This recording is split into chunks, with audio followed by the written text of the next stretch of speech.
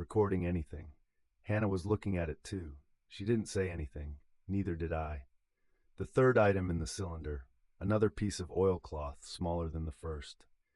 Inside, a steel ring, approximately 10 centimeters across, with a locking gate mechanism. A carabiner essentially, but heavier than any climbing equipment I've seen. Industrial weight. The gate is stiff but functional. On the body of the ring stamped, cable, surface. This is the connection between the harness and the cable. Descent observer clips in at the D-ring. Surface observer holds the cable above. That's the geometry. At the base of the cylinder, below where the oilcloth was packed, a slot, recessed into the cylinder wall, approximately 5 centimeters long, 2 centimeters wide, a gap essentially. Labeled above it in stamped steel, descent log. The slot is empty. Whatever was logged in that slot, a card, a strip of paper, a record of previous descents, is gone, not missing from neglect. The slot has a small retention clip at the back. The clip is engaged. Something was held there and was deliberately removed. Someone descended. Someone logged it. Someone took the log. I don't know if that was L. Carter in 1974. I don't know if it was someone else entirely. The last service date on the harness tag is 1974, and Carter's record closed in 1974, and the log is empty. I'm documenting those three facts in proximity to each other, and I'm not drawing the conclusion yet because I don't have enough to draw it cleanly. What I can say, this equipment is real, it is maintained, and it has been used. Hannah has been examining the harness while I documented the cylinder contents. She held it up against herself to check the fit, not trying it on, just assessing the geometry. She said the sizing is adjustable and would fit either of us. Then she said one harness. I said I'd noticed. She said one descent observer, one surface observer. The protocol doesn't say they're interchangeable. I asked what she meant. She said someone specific descends, someone specific stays on deck. The system might require a specific assignment, or it might not matter. We don't know. She set the harness down carefully on the deck beside the cylinder contents, and looked at me in a way that meant she had a view on it, but wasn't going to state it yet. I noted that and didn't push. She's right that we don't know. I'm documenting the uncertainty because it matters for what comes next, and I want it on record that we both understood it before we made any decisions. The window. I checked the time. Approximately 2 hours and 50 minutes remaining, 12 kilometers to the coordinate. I don't know Morwenna's top speed under power. Hannah thinks the original station records listed the vessel at 7 to 8 knots. If that's still achievable, and it may not be after 50 years of limited operation, we have time if we leave now. If the engine won't run at speed or at all, we have a different problem. Morwenna has a single diesel engine, original to the vessel, replaced at some point in its operational life, based on the manufacturer plate in the engine room. The plate reads 1961, which means it was refitted 13 years into the Wraith station period. The Heritage Trust runs the engine periodically to prevent seizure.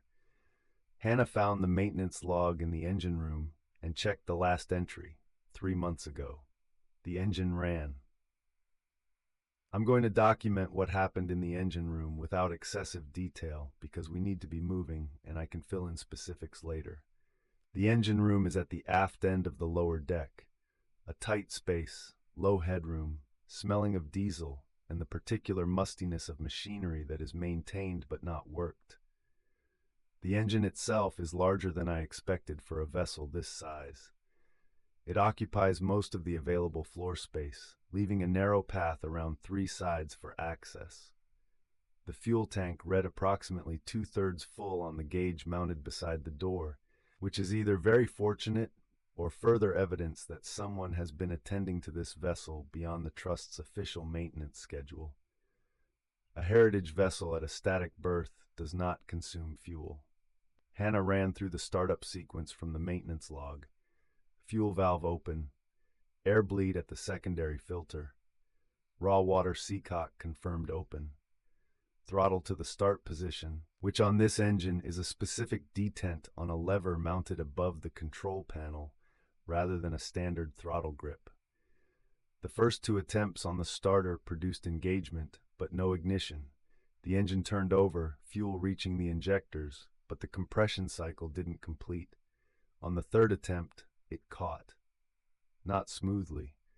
A hard mechanical bark, a sustained rattle that settled over approximately 15 seconds into an uneven idle, then gradually, over the following 2 minutes, evened out into something that sounded like a working engine rather than controlled failure. The noise was significant. A working engine in a quiet harbor at 3 in the morning travels across water with very little attenuation. We have a window before anyone investigates. Possibly. Hannah said we should assume 15 minutes before someone on the dock notices something, and another 15 before anyone arrives to check. 30 minutes to be out of the harbor. I think that estimate is optimistic, but I didn't say so. The mooring lines. Morwenna is secured at 4 points, bow, stern, and 2 spring lines amidships. Hannah took the stern lines, I took the bow. Standard dock lines, not locked. The Heritage Trust presumably relies on the assumption that nobody tries to move a museum vessel at 3 in the morning. The assumption was not unreasonable until tonight. We slipped the lines, all 4 in under 2 minutes. The vessel moved with the engine at idle, a slight drift away from the dock, the hull separating from the fenders with a sound like a long exhale. That separation had a quality to it, the kind of moment that reclassifies what you were doing before it as something different from what you're doing now. Hannah took the helm. She's worked small craft before, not a vessel this size, but the principles hold, and Morwenna responds slowly enough that the learning margin is survivable. I stayed on the foredeck with the chart and the closure document and the binder, watching the lantern housing and the harbor mouth. We cleared the dock at approximately 3:10 in the morning. The harbor entrance. There is a gate. I hadn't registered it when we arrived by foot. A lifting barrier across the main channel, the kind used to control vessel traffic in a working harbor. It was raised when we approached, which means it defaults to open when unmanned. The Heritage Dock is at the inner end of the harbor, and the gate is controlled from a booth that is at 3 in the morning, unoccupied. The gate was raised. We went through. I want to document the moment of passing through it clearly. The signal changed as we entered the main channel, not the interval. The interval held at 11 seconds. The character of the signal changed. Aboard Morwenna at the Heritage Dock, the pulse had come up through the hull from the harbor floor, a transmitted vibration, conducted through water and steel. In the main channel, it was different, directional. The pulse was coming from ahead of us and to the northeast, faint enough that I wouldn't have noticed it if I hadn't been listening specifically. Not transmitted, received. The signal is stronger at the coordinate. The closer we get, the more direct the transmission. Hannah felt it too. She said, northeast. I confirmed the bearing against the chart. The closure document coordinate plots to the northeast. Northeast is where we're going. We've been underway for 40 minutes. I'm recording from the foredeck because the engine noise in the wheelhouse makes recording difficult and because I need to watch the water ahead anyway. The running lights are on. The Trust maintains them as part of operational readiness, and they work. The harbor is behind us. Ahead there's open water, dark, the lights of the coast visible to the south and diminishing to the east. The sky is overcast, no moon. The water has a slight chop, not significant, but enough that Morwenna moves in a way that requires adjustment. The vessel is 50 meters of steel, and she doesn't move quickly, but she moves in multiple directions at once when the water is uneven and I've had to widen my stance. The GPS on my phone shows our current position and plots the coordinate. Distance remaining, approximately 6 kilometers. Speed over ground, 7.2 knots. Morwenna is running near her listed capacity, which is more than I expected from a 50-year idle. Either the trust's maintenance has been more thorough than I'd assumed, or the vessel has had more recent operational use than the records indicate. I'm noting both possibilities without resolving them. At current speed, we'll reach the coordinate in approximately 48 minutes. The entry window closes in, I'm estimating, just over 2 hours. Positioning, anchoring, alignment check, cable deployment. All of that needs to happen after we arrive. The margin is thin, but it exists. Hannah is at the helm. I can see her through the wheelhouse glass from where I'm standing. She has the chart on the helm console beside her, and she checks it every few minutes against the GPS.